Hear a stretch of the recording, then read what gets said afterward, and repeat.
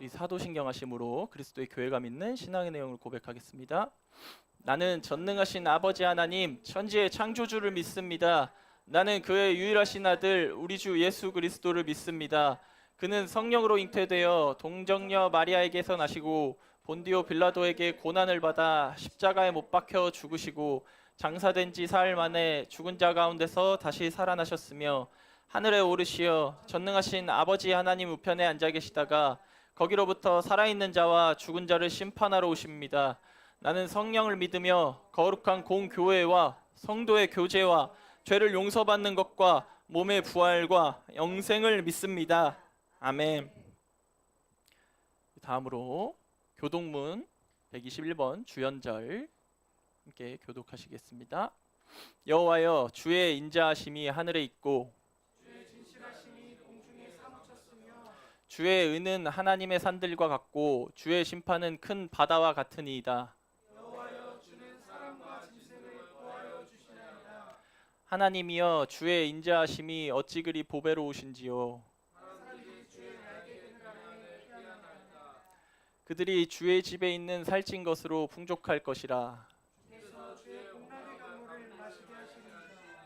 진실로 생명의 원천이 주께 있사오니 주를 아는 자들에게 주의 인자하심을 계속 베푸시며 아멘. 네, 모두 앉아주시기 바랍니다. 다음으로 이동수 성도님께서 나와주셔서 기도 인도해 주십니다.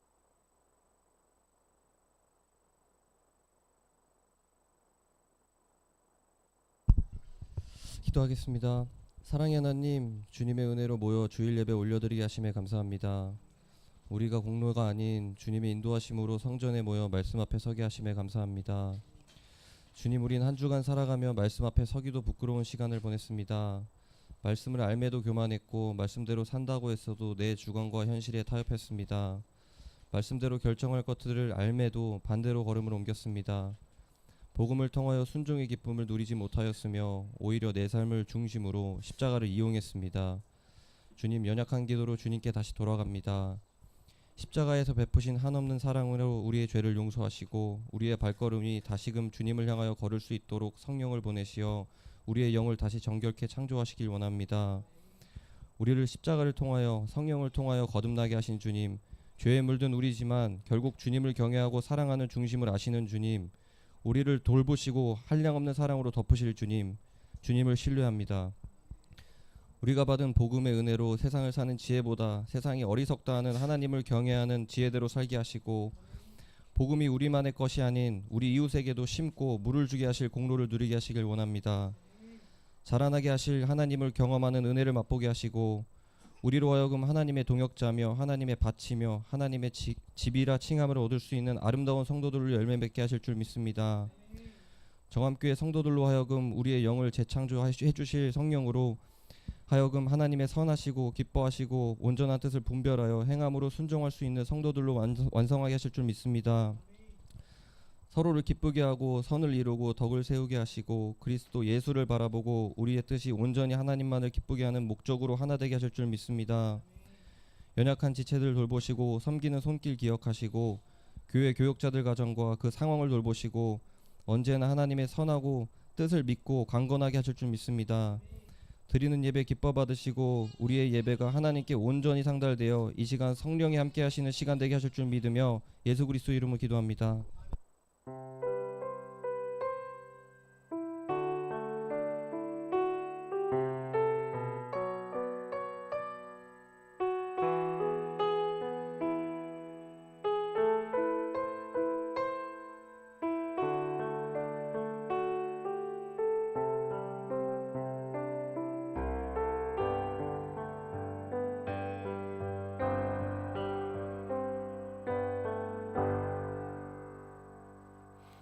다음으로 성경 봉독하시겠습니다. 오늘 본문은 요한계시록 3장 14절부터 22절 말씀입니다.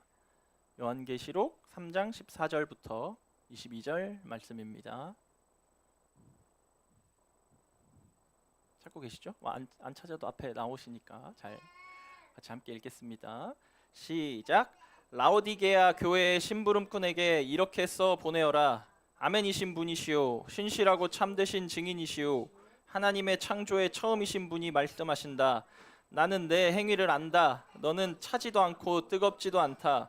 내가 차든지 뜨겁든지 하면 좋겠다. 내가 이렇게 미지근하여 뜨겁지도 않고 차지도 않으니 나는 너를 내 입에서 뱉어버리겠다.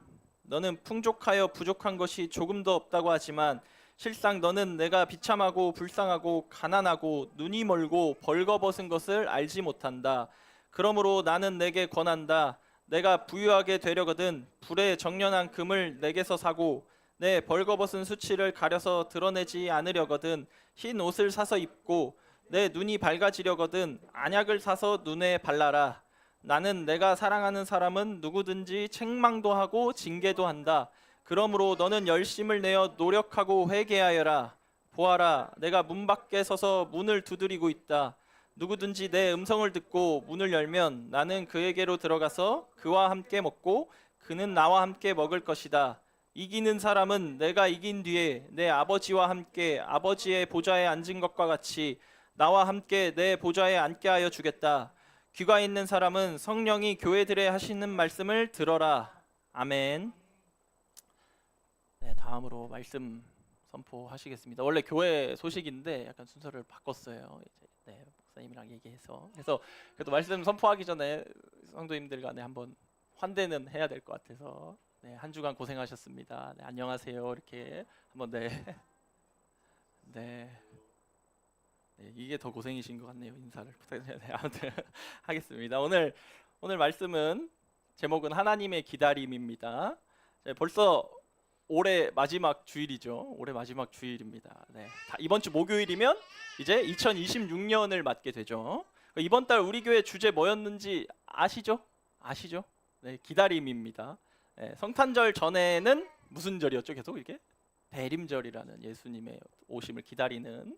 그리고 이제 목사님 설교하신 게 첫 주에는 아브라함의 기다림, 그다음에 사라의 기다림, 그다음에 자녀들의 기다림에 대해서 했죠. 네.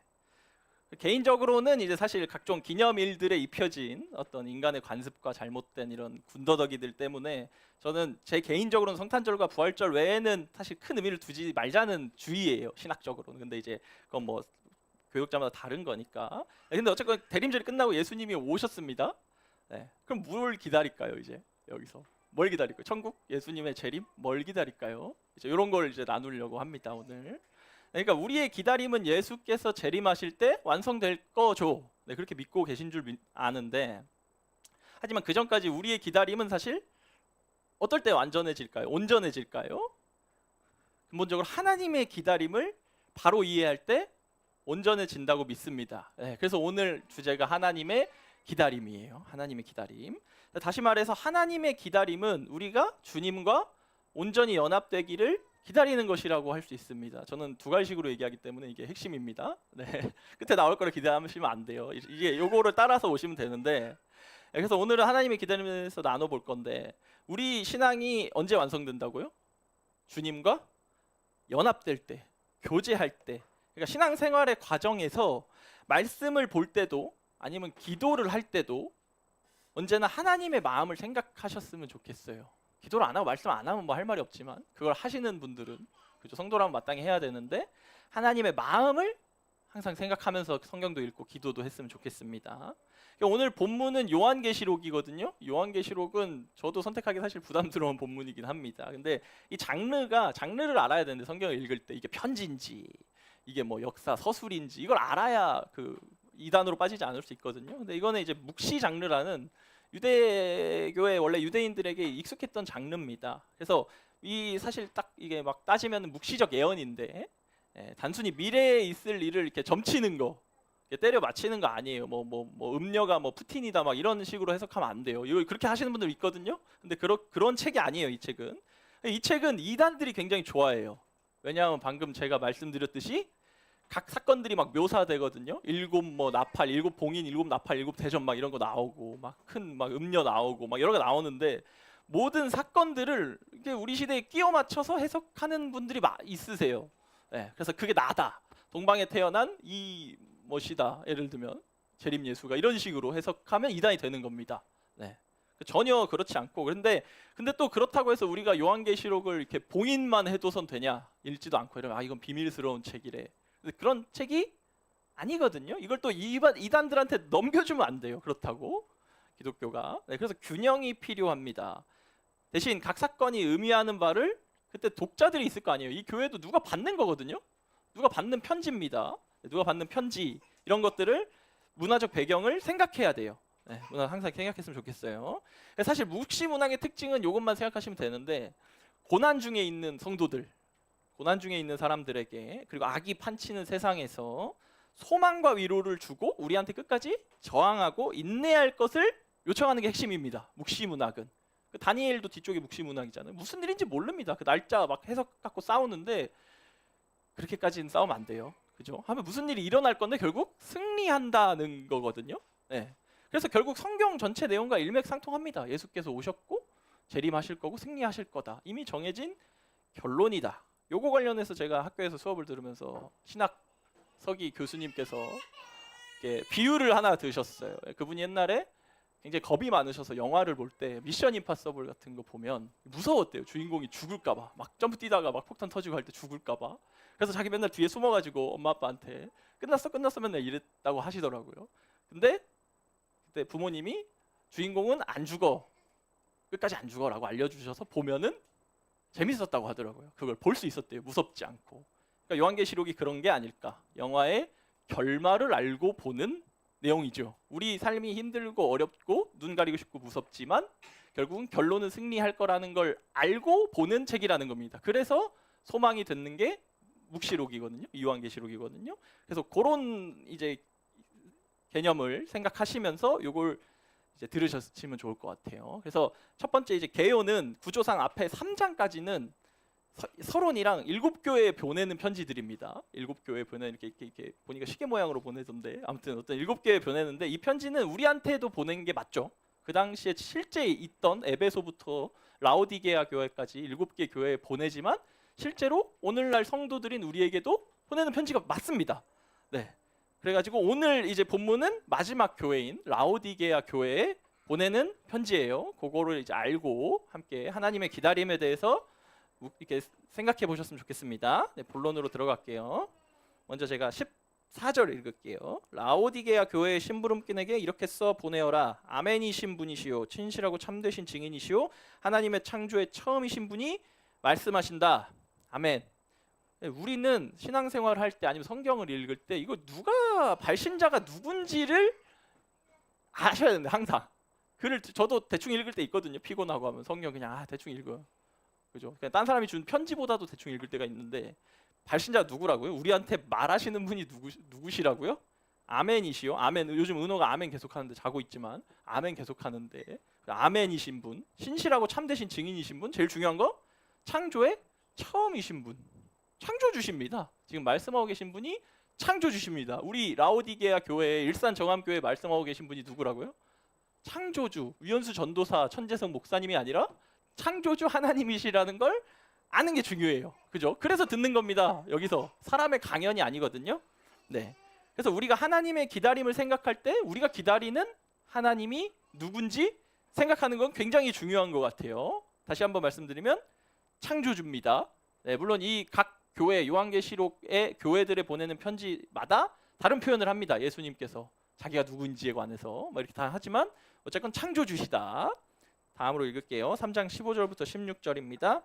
나는 네 행위를 안다. 너는 차지도 않고 뜨겁지도 않다. 내가 차든지 뜨겁든지 하면 좋겠다. 내가 이렇게 미지근하여 뜨겁지도 않고 차지도 않으니 나는 너를 내 입에서 뱉어버리겠다. 아멘. 네, 아멘. 이게 첫 번째는 뭡니까? 하나님은 우리의 행위를 다 아십니다. 네. 그리고 이거 중요해요. 이거 제가 좋아하는 본문이긴 한데 무엇을 싫어하시는지 알 수 있죠. 하나님 뭐 기다리시죠? 하나님 제일 싫어하시는 제일까지는 모르겠지만 싫어하시는 게 뭐다? 미지근함이네. 미지근한 신앙. 네. 우리가 차든지 뜨겁든지를 원합니다. 물론 이 실제 라오디게아 교회 당시 역사적 배경으로 이게 물이 없어가지고 찬물 따뜻한 물 끌어왔대요. 역사적으로. 근데 어쨌건 애매한 생태를 표현하는 건 맞거든요. 여기서. 네. 뭐라고 경고하시나요? 중간에 애매하게 서 있으면 뱉어버리겠다고 경고하십니다. 네. 근데 사실 이 말이 좀 웃겨요. 왜냐하면 싫으시면 그렇게 그냥 뱉으시면 되는 거 아닌가요? 뱉으시면 되잖아요. 왜 우리한테 계속 뱉은다?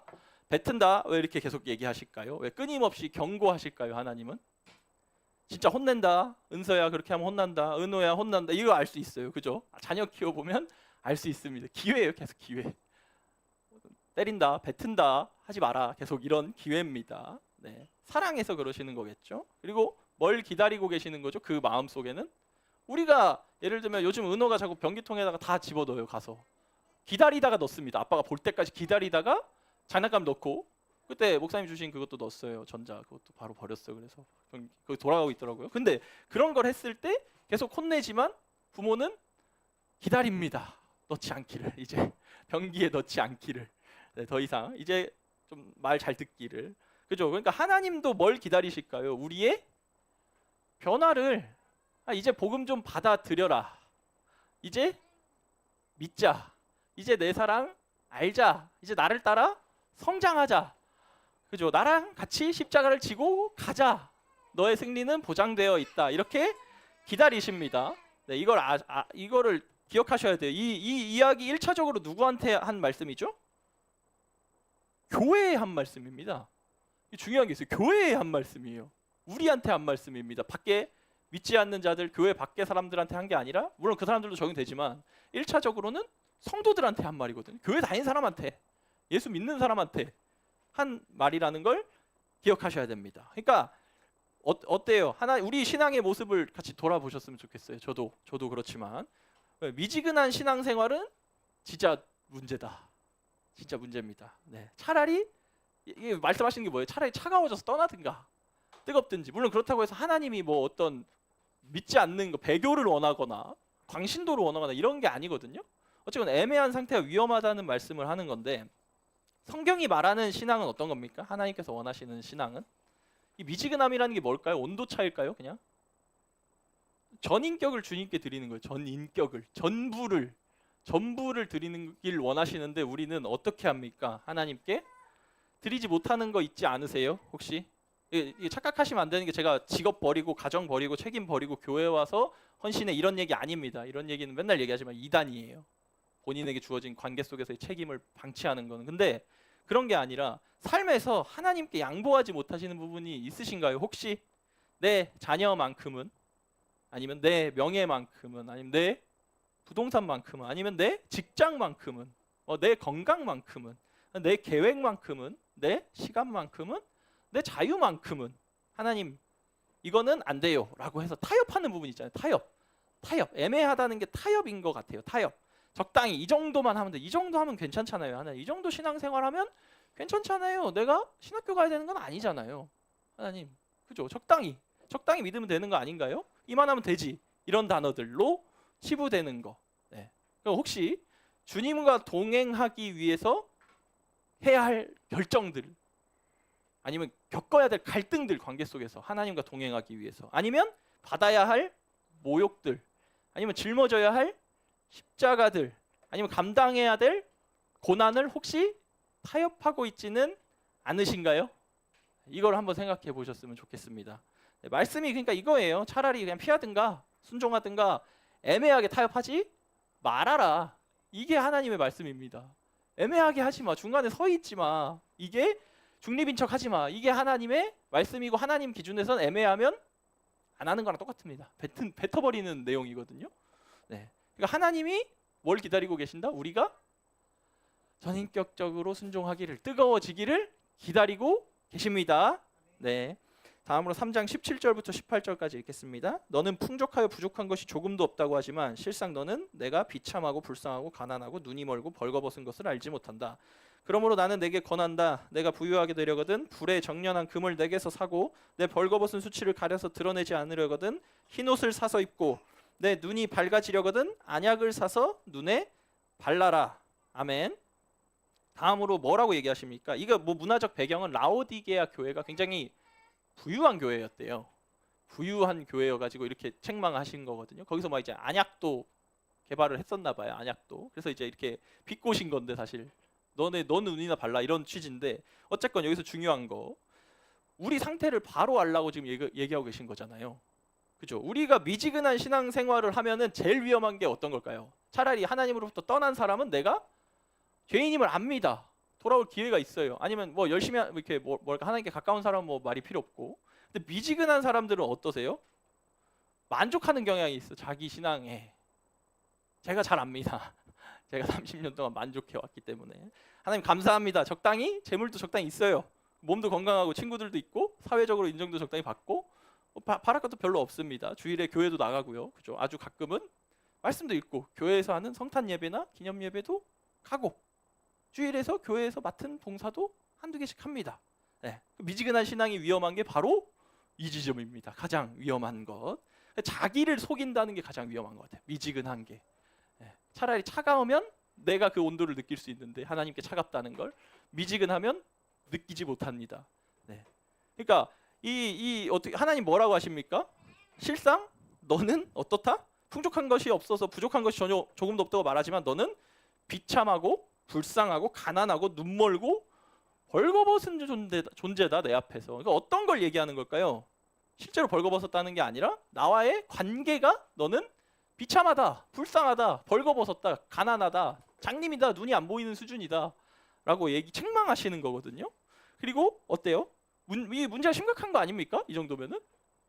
그래도 아픈 사람이 자기가 아픈 줄 알면 병원에 가는데 모르면 안 갑니다. 괜찮은 줄 알거든요. 네. 그러니까 이 책망을 들으셔야 됩니다. 네, 저와 여러분 모두. 그리고 그 다음에 얘기하시는 겉면이 나와요. 예. 그러니까 이 책망의 목적이 뭘까요? 비난, 정죄 막 깎아내리는 거. 넌 끝이야. 넌 지옥 갈 거야. 넌 안 돼. 이게 목적인가요? 성경에서 맨날 말씀이 찔리는 이유가 뭔가요? 위로 이전에 항상 책망이 있는 이유가 뭘까요? 네, 사랑이죠. 돌아오라고. 그러니까 회복되길 바라서 뭐라고 하는 거잖아요. 부모가 자녀를 때리는 이유도 바르게 살라고 때리는 거잖아요. 진짜 미워해서 패는 게 목적이 아니잖아요. 그런 취지입니다. 뒤에 나오는 여기서 가장 중요한 게 뭐냐면 뒤에 뭐라 나오냐면은 내게서 금을 사고 흰옷 사서 입고 안약 사서 눈에 발라라고 하는데 여기서 제일 중요한 거는 원어로 보면 헬라어로 보면 내게서 사라는 게 제일 중요합니다. 내게서 다 내게서에 걸리거든요. 그 안약을 사는 것도 금을 사는 것도 옷을 사는 것도 내게서 사랍니다. 나에게서. 그러니까 하나님에게서 살아. 그러니까 무슨 뜻입니까? 우리가 우리의 상태를 회복하기 위해서는 우리에게 필요한 것들을 세상에서 사는 게 아니라 누구한테 사야 된다? 하나님께 사야 된다가 중요한 거죠. 하나님께서 계속 그렇게 부르시는 거예요. 나한테서 사라고. 세상에서 얻으려고 하지 말고 나한테서 사라고. 회복되고 싶으면 네 상태가 좋지 않다고. 이렇게 계속 얘기하시는 겁니다. 그러니까 사실 부족한 게 없다고 느끼시는 분 계신가요, 여기서? 아, 나는 내 삶에 부족한 게 없어. 아까 제가 얘기했듯이 적당히 해서. 그죠? 그러면 사실 하나님을 의지하지 않는 것일 수도 있어요. 그것은. 그냥 삶이 평온해서 그런 걸 수도 있어. 상황이 좋아서 그런 거지. 그런 평온은 쉽게 깨집니다. 그냥 순식간에 깨져요. 이게 하나님과 가까워서 부족함이 없다는 고백이 아니에요. 다윗 같이 뭐 내게 부족함이 없으리라 이런 고백 아니잖아요. 그죠? 저희가 상황이 만족하다는 고백은 대부분 다윗 시편 23편처럼 그런 고백이 아닙니다. 그죠? 하나님이 필요 없다는 뜻이에요. 근데 그러면 안 되겠죠, 당연히. 네, 차라리 하나님과 가까운 사람들은 어떤 갈망이 있습니까? 사랑에 대한 갈망이 있지 않아요? 뭐 물론 지향하는 바가 다르지만 우리가 뭐 세상의 재물이나 이런 걸 이렇게 추구하진 않지만 항상 부족함이 있습니다. 하나님만으로 채워지지 않는 그 부족함이 있어요. 하나님, 저는 왜 이렇게 사랑하지 못할까요? 저는 왜 나를 사랑하는 사람밖에 못 사랑할까요? 나를 때리는 사람도 사랑해줘야 되는데 사실 그게 온전한 사랑인데 대가 없이 십자가의 사랑인데 왜 못할까요? 이런 갈망이 있지 않습니까? 없으신가요? 아무튼 네. 그래서 대답은 넣어두시고, 자, 우리는 말씀 앞에 나와서 그래서 어떻게 해야 됩니까? 거울을 봐야 돼. 거울을. 말씀을 거울이라고 표현하거든요. 야고보서에서. 네, 거울을 비춰보고 우리가 어떤 모습인지 봐야 됩니다. 봤더니 눈이 하나 멀었을 수도 있어요. 봤더니 옷을 벗고 있는 모습일 수도 있거든요. 그래서 예배 드리는 거고 날마다 묵상하라고 교육자들이 그렇게 잔소리하는 이유가 성경을 읽어야 내 모습을 알 수 있습니다. 내가 잘 사는 것 같지만 내 신앙이 엉망이구나, 미지근하구나, 하나님이 뱉으실 수도 있구나, 이거를 아셨으면 좋겠습니다. 그래서 저와 여러분 모두 미지근하고 애매한 신앙에서 벗어나시길 축원합니다. 네, 그 다음으로 19절 읽겠습니다. 나는 내가 사랑하는 사람은 누구든지 책망하고 징계도 한다. 그러므로 너는 열심을 내어서 노력하고 회개하여라. 아멘. 네. 아니 그냥 그러면은 이제 뱉어버리면 되지. 이렇게 계속 뭐라고 하시는 이유가 뭐라고요? 잔소리 하시고 뭐 혼자 만족하고 부족하면 사실 남이 사잖아요. 근데 하나님 계속 이렇게 경고하고 기다리시는 이유가 뭡니까? 왜 계속 뭐라고 하세요? 우리 싫어하는데. 하나님 싫어요. 그런 말씀 선포하지 마세요. 짜증나요. 싫어요. 그럼 교회 안 다녀요. 저 불교가 편해요. 천주교는 뭐라고 안 하던데. 여기 이런 얘기하는 이유가 뭘까요? 하나님이 우리를 사랑하기 때문입니다. 사랑하기 때문에. 네, 여기 보시면은 책망 징계로 쓰인 원어는 사실 뭐 꾸짖고 훈련시키신다는 의미도 있어요. 꾸짖고 훈련시킨다. 네. 왜 우리가 뭐라서 책망하신다고요? 자녀라서. 이게 자녀를 키워보면 좀 이해가 됩니다. 자녀가 너무 이쁜데 책망하기 싫어요. 저도 사실 너무 슬퍼. 아이가 울고 막 이렇게 혼나서 울고 상처받고 이런 게 너무 슬프지만 해야 됩니다. 그를 위해서, 그 아이가 바르게 자라기 위해서. 예, 왜 부모가 자꾸 잔소리합니까? 물론 잔소리가 좋은 건 아닙니다. 저도 이제 잔소리 많이 하는 편인데 자녀한테 그러지 말아야 되는 거긴 한데 잔소리가 옳거나 좋다는 뜻은 아니지만 왜 자꾸 부모가 자녀한테 잔소리하고 교회에서 교역자들이 관심도 없는 성도들한테 맨날 뭐라 그래요. 잔소리. 성경 좀 읽으세요. 예, 주무시지 마세요. 예배 시간에 말씀 잘 들으세요. 이런 얘기 왜 할까요? 예, 자랐으면 좋겠어서, 사랑해서 그 상대의 영혼이, 상대의 어떤 존재가 자랐으면, 성장했으면 좋겠어서, 하나님과 온전히 연결됐으면 좋겠어서, 구원받았으면 좋겠어서 그런 거잖아요. 네. 여기서 또 중요한 게 있어요. 하나님 원하시는 거. 여기 뭐라고 하십니까? 여러분 이런 단어 있는 거 아셨어요? 너는 열심을 내어서 노력하고 회개하라 라는 단어. 네. 여기서 열심, 뭐 헬라어로 젤로라는 단어인데 이게 어떤 뜻이냐면은 사랑하는 거, 사모하는 거, 그 시기, 질투까지도 포함하는 단어입니다. 그러니까 열심, 어떤 열심. 우리가 누군가를 연애 다 해보셨죠? 누군가를 안 해보셨을 수도 있나? 아무튼 근데 사랑하면 어떻게 됩니까? 그 대상을 굉장히 열심히 쫓잖아요. 그죠? 막 잘해주고 싶고 저 사람이 막 사모님이 아내 딴 남자 만나면 막 질투나고 막 그러잖아요. 네, 그런 노력입니다. 그런 마음. 그리고 여기서 회개, 메타노에오라는 단어인데 요거는 뭐예요? 회개? 우리가 하는 회개는 오늘 와가지고 죄송합니다가 아니라 마음을 바꾸다, 돌이키다, 방향 전환을 뜻합니다. 차선 이쪽으로 가고 있었으면 유턴해가지고 뒤로 가라고 이 뜻입니다. 네, 그러니까 이거를 아셔야 돼요. 그러니까 하나님이 책망하시면서 기다리시면서 우리한테 요청하는 게 뭡니까? 우리가 하나님과 가까워지기 위해서 열심히 노력하라고요. 회개하라고요. 삶에서 잘못 가고 있는 방향을 돌이키고, 죽음으로 달려가고 있는 방향을 돌이키고 열심히 노력하라고요. 물론 기독교의 구원의 교리는 우리의 노력은 1도 없습니다. 공로가 없어요. 근데 어떤 노력일까요? 하나님의 은혜에 반응한 노력이죠. 반응입니다. 우리의 반응. 네, 그래서 하나님을 더 어떻게 해서 아까 열심히 뭐라고요? 사모하라고, 사랑하고 추구하라는 뜻입니다. 그 마음의 중심이 방향을 전환해서 하나님을 향해 달려가라는 뜻입니다. 네, 그러니까 다시금 알 수 있어요. 하나님은 우리가 당신을 향해서 열심을 내길 원하십니다. 이 기독교 신앙은 관계이기 때문에 연애 감정으로도 이게 우리가 얻을 수 있는 게 있고 자녀를 키우면서도 얻을 수 있는 게 있거든요. 그래서 그런 사랑의 관계예요. 네, 그러니까 다시 돌아가서 하나님 뭐 기다리고 계실까요? 우리가 당신을 열심히 사모하기를, 사랑하기를, 추구하기를. 그죠? 네, 다시 돌아가서 뜨거운 신앙이 아니면 하나님께서 원하시는 모습이 아니다. 열심을 내야 한다. 이런 뜻입니다. 이렇게 어렵지 않죠? 네, 어렵지 않습니다. 하기가 힘들 뿐이지 이해가 어렵진 않아요. 거의 다 왔습니다. 마지막 본문 읽을게요. 20절부터 22절. 보아라, 내가 문 밖에 서서 문을 두드리고 있다. 누구든지 내 음성을 듣고 문을 열면 나는 그에게로 들어가서 그와 함께 먹고 그는 나와 함께 먹을 것이다. 이기는 사람은 내가 이긴 뒤에 내 아버지와 함께 아버지의 보좌에 앉은 것 같이 나와 함께 내 보좌에 앉게 하여 주겠다. 귀가 있는 사람은 성령이 교회들에 하시는 말씀을 들어라. 아멘. 이거 많이 들어보신 말씀이죠. 뭐 그림도 있어요. 이거 예수님께서 어떻게 했어요? 주님이 문 밖에서 문을 두드리고 계시답니다. 들리십니까? 예수님께서 두드리시는 그 노크가 들리시나요? 그러니까 계속 저와 여러분의 마음에 노크를 하고 계시대요. 문을 우리가 열기를 기다리면서. 이게 진짜 하나님의 기다림이거든요. 오늘 핵심이. 그러니까 예수님이 우리 문을 부수고 들어가실 능력이 없을까요? 있죠. 당연히 있으시죠. 마음 그냥 바로 바꾸실 수 있습니다. 마음을 만드신 분인데, 그죠? 또 어떻습니까? 아니면 거절당할까봐 두려우셔가지고 예수님이 이렇게 부끄러우셔가지고 이렇게 노크만 하고 계신 걸까요? 어떤 전도하러 다니는 사람들처럼, 전단지 나눠주는 사람처럼? 그러니까 아니겠죠. 네, 우리가 뭘 원하시는 거예요? 우리가 스스로 문을 열어서 예수님을 맞아들이기를 기다리고 계신 겁니다. 기다리고 계신. 여기서 문 밖에 서 있다라는 단어 있죠. 서서 노크한다. 서 있다라는 단어는 헬라어로 완료 시제를 쓰고 있습니다. 완료 시제. 이 헬라어에서 완료 시제는 뭐냐? 시상을 주로 나타내는데, 시상이라는 특정한 개념이 있어요. 어떤 상태. 예, 헬라어에서 항상 그 완료 시상으로 나타내는 게 뭐냐면은 과거에 이미 발생한 사건이 현재까지 영향을 미치고 있다는 겁니다. 그래서 여기서 서 있다란 단어는 완료 시제로 썼어요.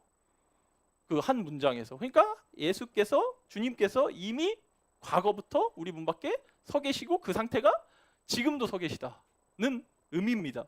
네, 그죠? 그 다음에 바로 문 두드리다는 무슨 시제일 것 같습니까? 문 두드리고 있다. 서서 두드리고 있다 할 때 두드리다는 무슨 시제일 것 같아요? 현재입니다.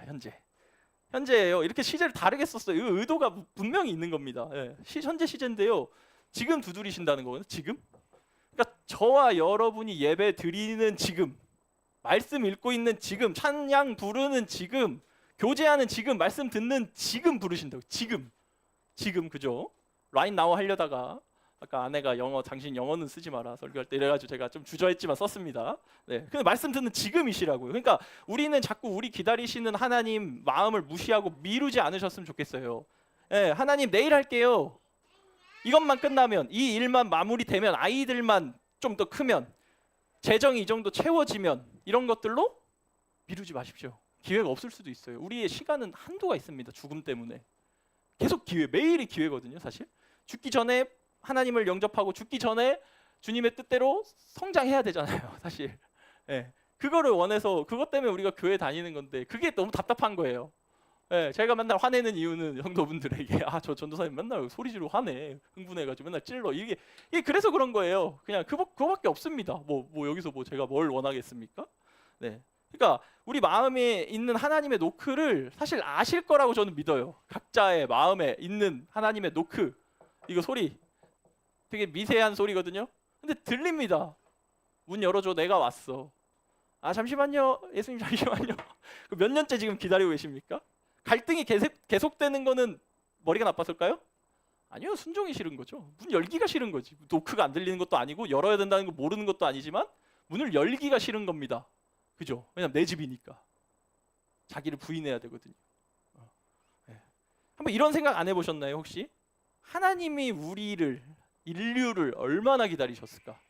하나님이 맨날 우리의 기다림만 했잖아요. 아담이 하나님을 배신한 이유로, 타락한 이유로 하나님께서 우리가 돌아오기를, 우리를 구원하시고자 얼마나 기다리셨을까요?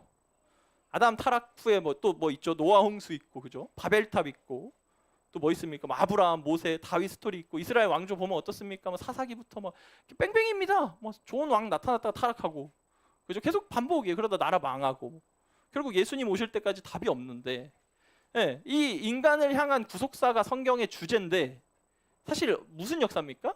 하나님의 기다림의 역사이기도 합니다. 하나님의 입장에서는 계속 기다려주신 거거든요. 심판하지 않고. 아브라함이 100살까지 자녀 기다렸죠. 100살까지 기다렸다고? 하나님의 기다림과 비교가 될까요? 100살?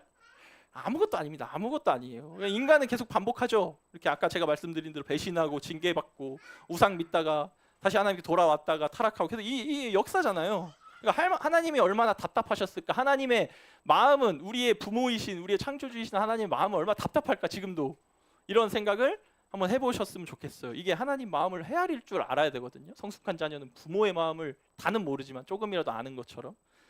그럼 우리의 기다림은 사실 아무것도 아닙니다. 그죠? 우리의 기다림은 아무것도 아니에요. 그리고 모든 성도가 마찬가지겠지만, 저도 그렇지만 우리 모두 예수님 재림 기다리잖아요. 기독교의 소망은 그거잖아요. 근데 이것도 사실 누구의 기다림이에요? 제가 읽어볼게요. 누구의 기다림인지. 베드로후서 3장, 찾으실 수 있는 분은 같이 베드로후서 3장 9절입니다. 제가 읽을게요. 8절부터 읽을게요. 사랑하는 여러분, 이 한 가지만은 잊지 마십시오. 주님께는 하루가 천년 같고 천년이 하루 같습니다. 어떤 이들이 생각하는 것과 같이 주님께서 약속을 더디 지키시는 것이 아닙니다.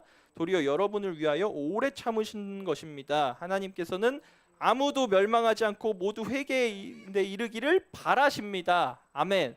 이것도 뭡니까? 기다리고 계신 겁니다. 하나님께서 사실 아무도 멸망시키고 싶지 않아서 계속 기회를 주시는 겁니다. 네.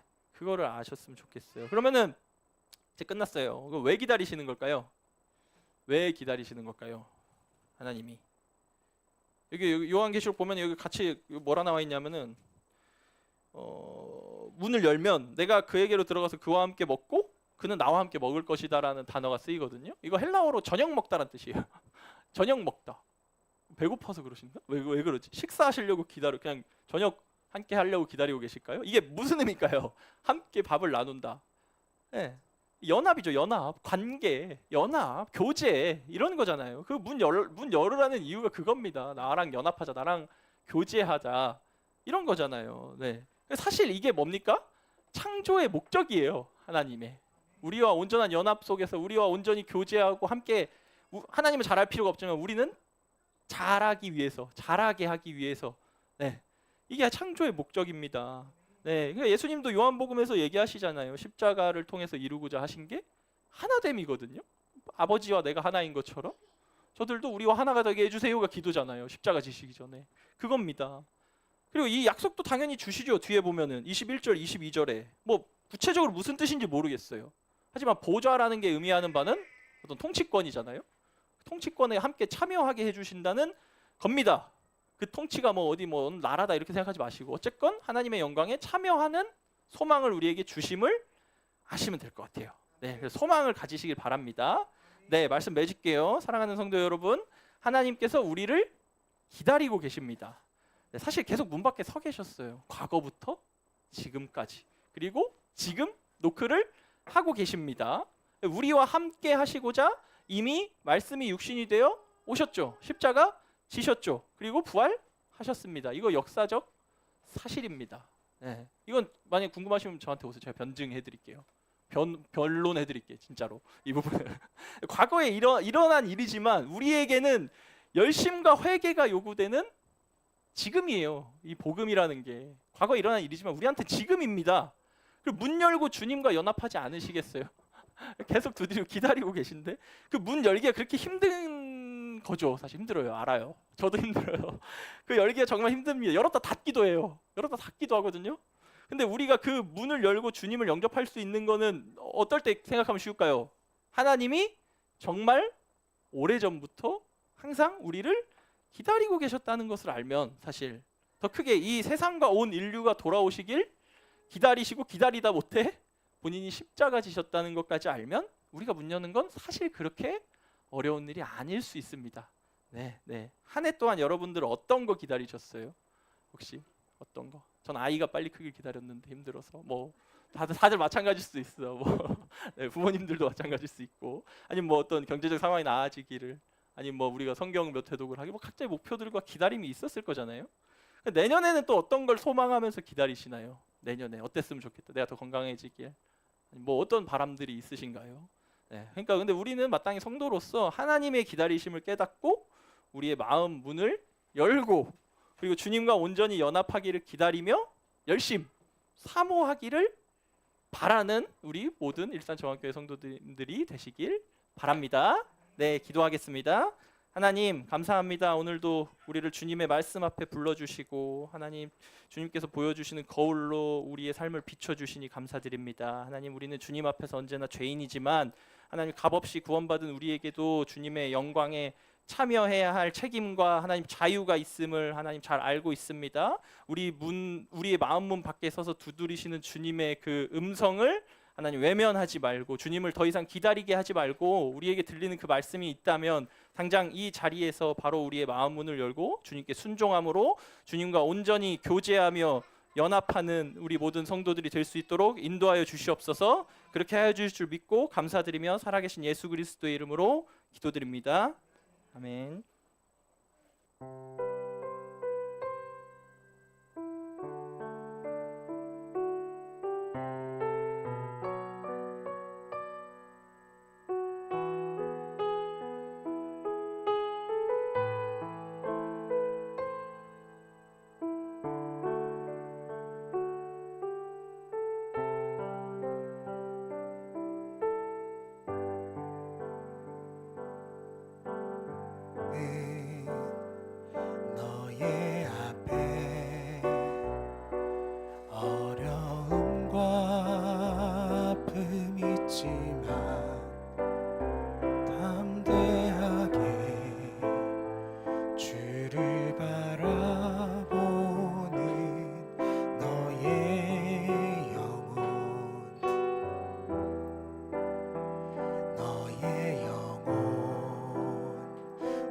우리 볼 때 얼마나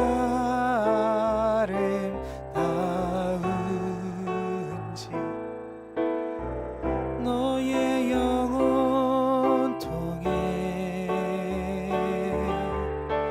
큰 영광 받으실 하나님을 찬양 오 할렐루야 너는 택한 족속이요 왕같은 제사장이요 거룩한 나라 하나님의 소유된 백성 너의 영혼 우리 볼 때 얼마나 사랑스러운지 너의 영혼 통해 큰 영광 받으실 하나님을 찬양 오 할렐루야 우리 같이 봉헌 기도 드렸으면 좋겠습니다. 우리가 하나님께 돈을 내는 게 사실 봉헌의 참된 의미가 아니고요 우리의 모든 것을 드리는 것입니다. 이 듣는 시간이 묵상하는 시간이 기도하는 시간이 우리 삶의 모든 영역이 봉헌인 줄 믿습니다. 하나님 우리를 받아주시옵소서. 함께 봉헌 기도 드리겠습니다. 기도하겠습니다.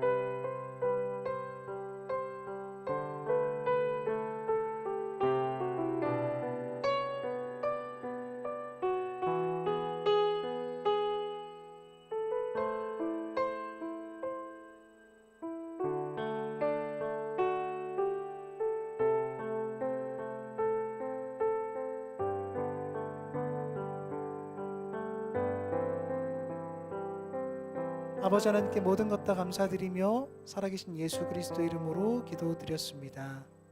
아멘. 우리 마지막으로 결단 찬송 드리고 서로 축복하겠습니다.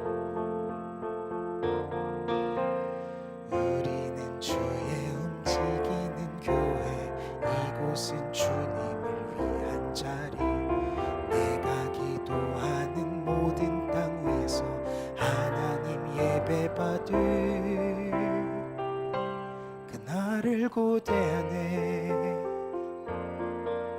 나의 노래로 주님의 성전을 지으리 높임을 받으소서 이스라엘의 찬송 중 거하신 주님은 거룩하십니다 두 손 들어 주님의 보좌를 만들고 맘 다해 경배하리 구름 날개 사이에 임하신 것처럼 내 위에 임하소서 하나님 우리가 이곳에 섰으니 이 땅을 치유하소서 하나님 우리가 어디에 있든지 주를 높이리다 열방들아 주님을 송축할지어다 그 발 아래 입 맞추라 영원한 통치자 주 예수 그리스도 그는 위대하신 왕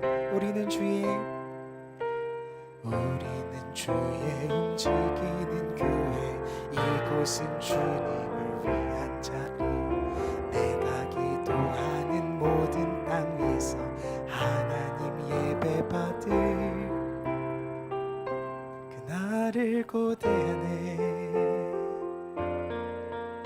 아멘. 우리가 주를 경배할 때 우리 서로에게 축복할 수 있는 권세가 있거든요. 그 목회자만의 권세는 아니니까 우리 성경에 기록된 축복문을 같이 읊조리겠습니다. 여호와는 내게 복을 주시고 너를 지키시기를 원하며 여호와는 그의 얼굴을 내게 비추사 은혜 베푸시기를 원하며 여호와는 그 얼굴을 내게로 향하여 드사 평강 주시기를 원하노라. 능히 너희로 거침이 없게 하시고 너희로 그 영광 앞에 흠이 없이 기쁨으로 서게 하실리 곧 우리 구주 홀로 하나이신 하나님께 우리 주 예수 그리스도로 말미암아 영광과 위엄과 권력과 권세가 영원 전부터 이제와 영원토록 있을지어다. 아멘. 이제는 우리 주 예수 그리스도의 은혜와 하나님 아버지의 지극하신 사랑하심과 성령님의 감화 감동 축복 위로 교통 내주 역사하심이 하나님의 기다림을 묵상하며 그 앞에 순종과 헌신으로 문 열길 원하는, 그래서 주님과 함께 먹고 나누길 원하는 모든 성도들 머리 위에 이 나라 이민족 세계 열방 가운데 주의 사역하는 현장들 위에 이제로부터 영원까지 함께 있을지어다. 아멘.